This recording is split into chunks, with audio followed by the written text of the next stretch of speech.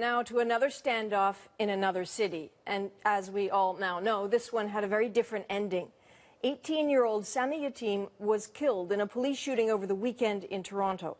As the CBC's Ron Charles reports, there are calls today for changes to the way police officers are trained. Tonight, family and friends began the difficult task of saying goodbye to a young man whose very public death has led to outrage and calls for change. The visitation for Sami Yatim drew a large crowd.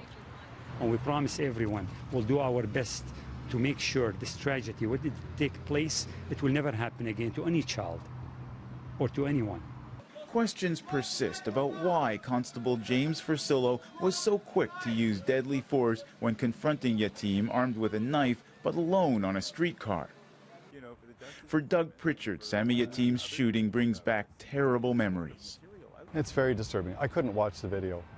My wife was watching it, I heard the sounds, and it just brought back the incident that I witnessed.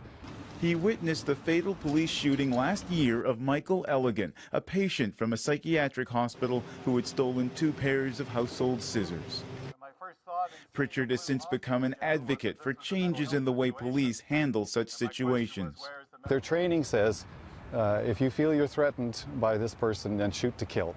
And in situations like this is completely inappropriate. He convinced authorities to order Toronto's police chief to produce a report about how to improve training. The police chief finally responded a year later, basically saying we're doing a pretty good job. And I don't accept that, because in the 3 months since his report, we've had 3 more deaths of people in crisis. Ontario's ombudsman, Andre Morin, doesn't accept that either. There have been literally dozens of inquests that have recommended measures to de-escalate this kind of conflict. Better training for the officers, for example. What has the Toronto Police Service done with the results of those inquests? The ombudsman says he's looking into whether he can urge the province to order the force to change the way it trains its officers. A funeral will be held for Sami Yatim tomorrow.